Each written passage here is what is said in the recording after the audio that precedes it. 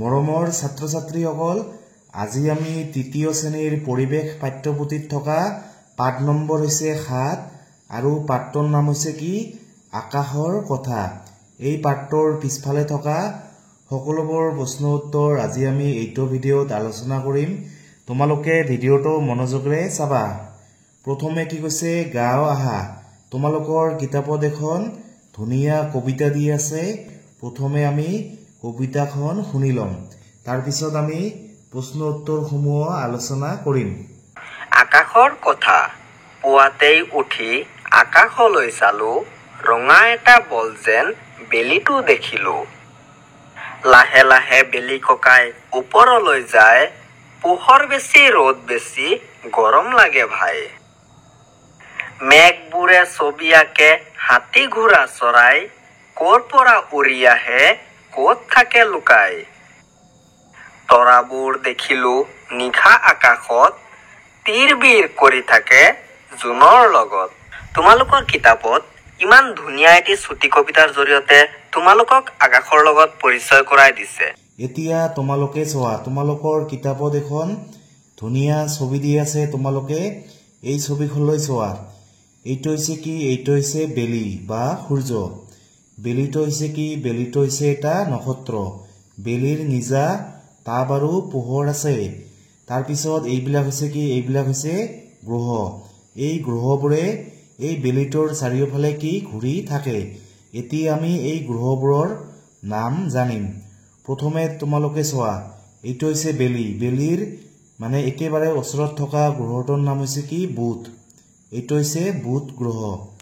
তাৰপিছত হৈছে কি? শুক্ৰ। এইটো হৈছে শুক্ৰ। তাৰপিছত এইটো হৈছে পৃথিৱী। আমি ক'ত আছো? আমি এই পৃথিৱীত বাস কৰি আছো। এইখন হৈছে আমাৰ পৃথিৱী। তাৰপিছত এইটো হৈছে মংগল আৰু এইটো হৈছে বৃহস্পতি গ্ৰহ। মানে বৃহস্পতি গ্ৰহটো এই আটাইবোৰ গ্ৰহতকৈ আটাইতকৈ ডাঙৰ গ্ৰহ। তাৰপিছত এই গ্ৰহটোৰ নাম হৈছে শনি। এইটো হৈছে ইউৰেনাছ আৰু এইটো হৈছে নেপচুন। ইয়াত কেইটা গ্ৰহ আছে? 1 2 3 4 5 6 7 8 কেইটা গ্ৰহ আছে? 8টা গ্ৰহ আছে। এই গ্ৰহবোৰে সূৰ্যৰ চাৰিওফালে ঘূৰি থাকে। তোমালোকে এটা কথা মনত ৰাখিবা যে এই গ্ৰহবোৰৰ নিজা তাপ আৰু পোহৰ নাই। সূৰ্যটো হৈছে এটা নক্ষত্ৰ। এই সূৰ্যটোৰ কি নিজা তাপ আৰু পোহৰ আছে, কিন্তু এই গ্ৰহবোৰৰ নিজৰ তাপ আৰু পোহৰ নাই। এতিয়া আমি পাঠটোৰ পিছফালে থকা প্ৰশ্ন উত্তৰসমূহ আলোচনা কৰিম। প্ৰথমে 1 নম্বৰ কি কৈছে? উত্তৰ লিখা। এইবোৰ আমি আলোচনা কৰিম। প্ৰথমে ক নম্বৰটো চোৱা। কি কৈছে? দিশ প্ৰধানকৈ কেইটা আৰু কি কি? ইয়াৰ উত্তৰ কি হ'ব? এইটো আমি সকলোৱে জানো। দিশ প্ৰধানকৈ 4টা। কি কি? পূব, পশ্চিম, উত্তৰ আৰু দক্ষিণ। তাৰপিছত তোমালোকে খ নম্বৰটো চোৱা। কি কৈছে? আকাশত কি কি দেখা পোৱা যায়? এইটো সহজ, তোমালোকে এইটো জানা। ইয়াৰ উত্তৰ কি হ'ব? আকাশত কি কি দেখা পোৱা যায়?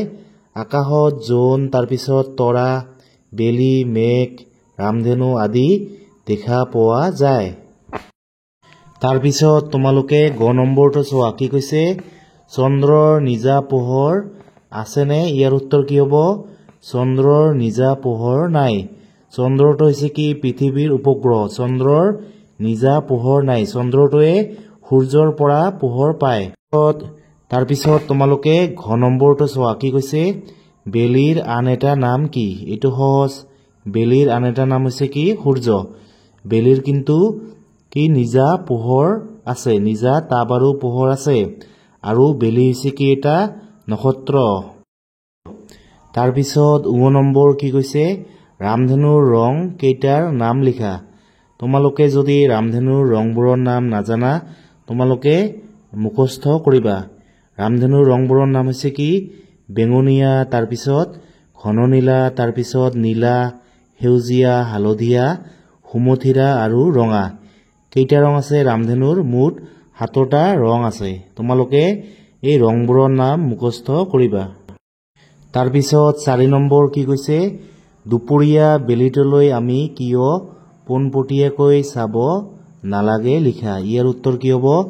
দুপৰীয়া বেলিটোলৈ আমি পোনপটীয়াকৈ চাব নালাগে, কাৰণ এই সময়ছোৱাত বেলিৰ পোহৰে চকু চাট মাৰি ধৰে। এই তীব্ৰ পোহৰে চকুৰ অনিষ্ট কৰে। মানে দুপৰীয়া যদি আমি খালী চকুৰে বেলিটোলৈ চাওঁ তেনেহ'লে কি হ'ব, আমাৰ চকুৰ ক্ষতি হ'ব। সেইকাৰণে আমি দুপৰীয়া বেলিটোলৈ চাব নালাগে। এতিয়া তোমালোকে 5 নম্বৰটো চোৱা, কি কৈছে? অতিৰিক্ত প্ৰশ্ন। ক নম্বৰ, সৌৰজগতৰ গ্ৰহ কেইটা আৰু কি কি? ইয়াৰ উত্তৰ কি হ'ব? সৌৰজগতৰ গ্ৰহ 8টা। কি কি? প্ৰথমে বুধ, শুক্ৰ, পৃথিৱী, মংগল, বৃহস্পতি, শনি, ইউৰেনাছ আৰু নেপচুন। তোমালোকে গ্ৰহকেইটাৰ নাম মনত ৰাখিবা। তাৰপিছত খ নম্বৰ কি কৈছে? পৃথিৱীৰ উপগ্ৰহটোৰ নাম কি? ইয়াৰ উত্তৰ কি হ'ব? পৃথিৱীৰ উপগ্ৰহটোৰ নাম হৈছে চন্দ্ৰ বা জোন। তাৰপিছত গ নম্বৰ, পৃথিৱীয়ে নিজৰ কক্ষপথেৰে সূৰ্যৰ চাৰিওফালে এপাক ঘূৰোতে কিমান সময় লাগে? ইয়াৰ উত্তৰ কি হ'ব? 365 দিন 6 ঘণ্টা লাগে। ইয়াক আমি এবছৰ বুলি কওঁ। মানে তোমালোকে বুজি পাইছা যে পৃথিৱীয়ে সূৰ্যৰ চাৰিওফালে এপাক ঘূৰোতে কিমান সময় লাগে? 365 দিন 6 ঘণ্টা সময় লাগে। ইয়াক আমি কি কওঁ? ইয়াক আমি এবছৰ বুলি কওঁ। তোমালোকে মনত ৰাখিবা। এতিয়া তোমালোকে ঘ নম্বৰটো চোৱা, কি কৈছে? কোনে প্ৰথমে চন্দ্ৰত গৈছিল? ইয়াৰ উত্তৰ কি হ'ব? নীল আৰ্মষ্ট্ৰং, তাৰপিছত এডুইন এল্ড্ৰিন আৰু মাইকেল কলিন্স নামৰ 3জন বিজ্ঞানীয়ে প্ৰথমে চন্দ্ৰত গৈছিল। তোমালোকে নামকেইটা মনত ৰাখিবা। কি? নীল আৰ্মষ্ট্ৰং, এডুইন এল্ড্ৰিন আৰু মাইকেল কলিন্স। এই 3জন বিজ্ঞানীয়ে প্ৰথমে চন্দ্ৰত গৈছিল। তাৰপিছত তোমালোকে 2 নম্বৰটো চোৱা, কি কৈছে? শুদ্ধ উত্তৰটো বাছি উলিয়াই শুদ্ধ চিন দিবা। ক নম্বৰ কি কৈছে? পৃথিৱীৰ আটাইতকৈ ওচৰত চন্দ্ৰ, সূৰ্য নে তৰাবোৰ আছে? ইয়াৰ শুদ্ধ উত্তৰ কি হ'ব?